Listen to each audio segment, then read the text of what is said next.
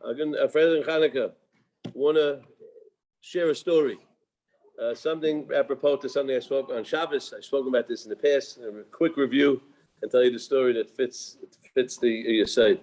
Over the years, I've quoted Reb Chaim's famous word, Reb Chaim Shulevitz, about the lesson from Yosef in the caravan when he had spices instead of tar and foul-smelling items. And it shows that HaKadosh Baruch Hu, instead of having him travel with the bad smells, gave him such a sweet smell. What do you have to give him sweet smell? Obviously, Hashem wanted to encourage him, and he gives him sometimes things that you don't really need, but it's a sign from heaven that a kiss, that he's there with him. And that was what encouraged him. And that's what Reb Chaim says is the reason why we celebrate the miracle more than the victory, because the miracle wasn't as necessary. It was a gift. That was the Neshika. And that's why we celebrate more than the victory itself. What compelled us to create the Yontif, when create the Yontif was that. And I pointed out that the Medrash seems to say not like that. The Medrash seems to say that there was foul-smelling items and they needed the sweet-smelling ones to neutralize the bad smell. Without it, he might have died. He would have died, the Medrash says. And I brought a Medrash that says that Reb Teichman was teaching his Talmidim, and he said, from this story we learn a pshat in the bracha b'rei nefashos Rabbi v'chesroinam. We thank Hashem for creating many people and their needs. And the things that Hashem gives us to provide our needs. And that's what Yosef HaTzadik learned at this moment, because it wasn't extra, it was a necessity. But he learned at that moment that when you travel, wherever circumstance you're in, Hashem will always provide exactly what you need. And he knew that, and therefore, even though he was going down to Mitzrayim, and he thought that how would he be able to survive? How can it possibly be? It says, Hashem gives my needs. Look, there was tar normally, it would die from the fumes. He neutralized it with these sweet-smelling spices and perfumes. So Hashem will take care of me. It'll be without my family in a foreign land, and I'll be able to deal with it. And I wanted to say that that's the pshat. And also, it's a lesson for Chanukah, because the Yevonim created a world of wants and not needs. And he created all sorts of entertainment and sports and distractions and things that were not necessary, things that they thought make people happy, but really just complicates their life. And everything, Oved Hashem, is about what we need. And we know that what we need, Hashem will ultimately provide. That's what I said on Shabbos. So then I came across a beautiful story, a Chanukah story, from Reb Aryeh Levine, the Heilige Tzaddik Yerushalayim. And his son, Reb Simcha, said over the following story. He said, my father used to light the Ner Chanukah in Yerushalayim HaKodesh, right by the door, the chutzah, the entrance to the chutzah outside, as the Minig Yerushalayim. And when he would make the brachas on the Neiris, all the children in the neighborhood and the adults, everybody would come and gather around and watch, not just in awe, but in great joy, how the great Reb Tzaddik, Reb Aryeh, would light with tremendous eslavus and tremendous simcha.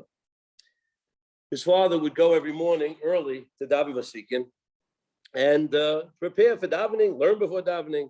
And he would go very early to shul. That was his meaning. The next morning, after the first night of Hanukkah, he's going out and he sees it's freezing outside, and he bundles himself up and he opens the door and he sees under the window, he sees someone sleeping right below the Chanukiah, right below the menorah. And the fellow is obviously in deep sleep. My father, of course, had tremendous rahmanas on him, and he would forfeit his learning and his early davening to help a fellow Yid who was sleeping in the absolute freezing weather. And he woke him up. He tried to arouse him. He brought him into the house, put up some tea and coffee and some food, so he would revive him. And slowly he revived him. And my father, after he saw that he woke up, he says, who are you? What are you doing here? How did you end up here? And he says, listen, I'll tell you the truth. I live by myself and I have nothing to support myself with. Unfortunately, I make my living by being a thief. I'm a little petty thief, and I try to break into houses and get what I can get. And I was going around the neighborhood to find a victim to steal a house that was available to steal something. And suddenly I see from the distance, I see around your house, I saw children and the whole community. I heard the brachas, I heard the excitement, I saw the joy. And suddenly something inside me, a little spark of the coal of Yiddishkeit, and my neshama aroused within me. I remembered my youth and how in my father's house we'd like Neiris and the environment, the atmosphere that was created at that time. And my whole cheshek, my whole desire to steal was just dwindled. How can I steal? in a neighborhood with such a great Rav and such a beautiful community.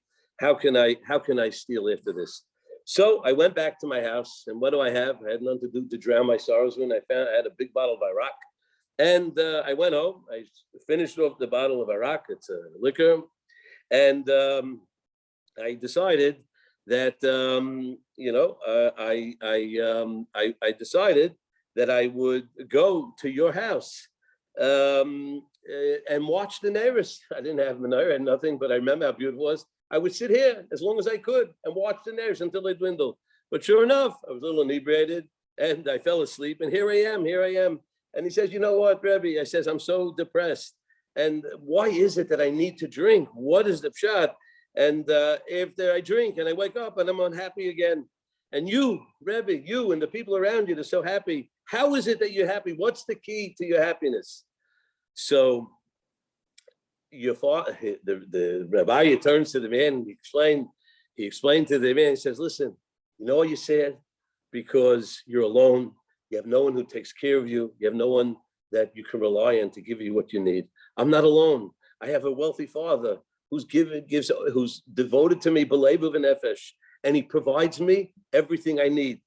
He says, he didn't understand, and he says to him, you know, we say in davening, Baruch Hashem, you don't have to worry, because whatever you really need, HaKadosh Baruch Hu provides you from Shemayim. And what you don't need is a sign that you don't need it, and he doesn't have to provide it. And when you really need something, Hashem will always bring. So, and he says, I have the man, I have the God who takes care of me, my needs, I have nothing else. And when you have your needs, you're happy. So he was very impressed with this, and it really penetrated deeply. And he accepted upon himself that he would stop drinking, and he became close to Rabbi. And with time, he rehabilitated, and he was chayzer b'tshuva, and his father helped him, and Rabbi found him a job to provide for himself in an honest way. After the story, says Reb Simcha says, and my father explained to me, he says, that's the pshat. The Ksav Sefer says in Parshat Vayishlach. And Esau says to Yaakov, when he says he wants to give him a gift, he says, I don't need a gift. Yeshli Rav, I have a lot. And Yaakov, when he says when he talks about how much he has, he says Yeshli Kol. What's the difference between Yeshli Rav and Yeshli Kol? That's exactly what the Ksav Sefer says, this word.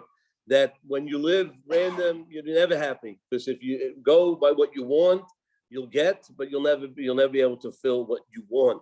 But when you live like a Yaakov Avinu, when you live what you need, then you have everything that you need. And that's what he said. That's the word, and that's the Yisai. So this is exact to Yisai. And this is what we learn. And this is a great lesson for all of us as we live through Hanukkah, and the lesson that Yosef taught us, and the lesson that we have to counter the culture around us that has fed us, that has poisoned us with the needs, not needs, with wants and more wants. Sometimes the wants we think become needs, like the alcoholic who he thinks he needs the alcohol, but it never provides him any happiness. The things that we need, HaKadosh Baruch Hu provides. And when Hashem provides, he gives, and we get what we need, that's where happiness is. May we have a Freilich Hanukkah, may we get the message, may we convey that to our children. They have to see in our lives how we are happy with the needs and define what needs are, and show them that wants is not what gives us happiness.